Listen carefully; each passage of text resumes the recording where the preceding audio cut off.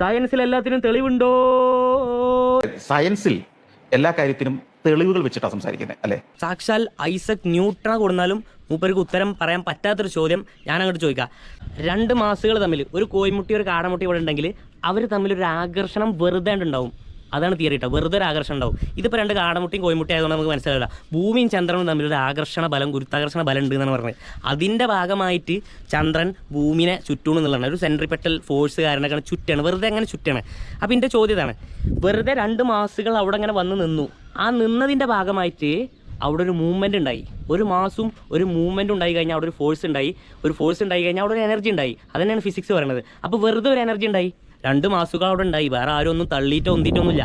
2 മാസുകൾ അവിടെ കൊടുന്ന് വെക്കുമ്പോൾ അവിടെ ഒരു എനർജി ഉണ്ടാവുന്നു എങ്കിൽ സയൻസിൻ്റെ എനർജി സംരക്ഷണ നിയമം അവിടെ തെറ്റില്ലേ? കാരണം എന്താ, വെറുതെ ഒരു എനർജി ഉണ്ടായി. അതെന്തുകൊണ്ട് ഉണ്ടായി എന്ന് ചോദിച്ചു കഴിഞ്ഞാൽ ആർക്കെങ്കിലും ഉത്തരം പറയാൻ കഴിയണമല്ലോ ഇവിടെ വന്ന് കമൻറ്റ് ചെയ്യും. എന്തുകൊണ്ട് ഗുരുത്വാകർഷണം ഉണ്ടാവുന്നു? ഗുരുത്വാകർഷണത്തിൻ്റെ ഉൽപ്പത്തി ഇതുവരെ കണ്ടുപിടിക്കാത്തൊരു സാധനമാണ്.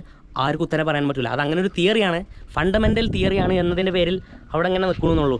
ആർക്കെങ്കിലും ഉത്തരം പറയാൻ കഴിയുന്നുണ്ടെങ്കിൽ കുറേ അങ്ങനെ അതും ഇതൊക്കെ പറയുന്നത്, ടൈം സ്പേസ് കർവ് അങ്ങനെ മൂവ്മെൻറ്റ് എന്നൊക്കെ പറയാനൊന്നും ഇതേപോലെ തന്നെ ചോദിച്ചു കഴിഞ്ഞാൽ എന്തുകൊണ്ടെന്ന് ചോദിച്ചു കഴിഞ്ഞാൽ ഒരു തെളിവുണ്ടാവില്ല.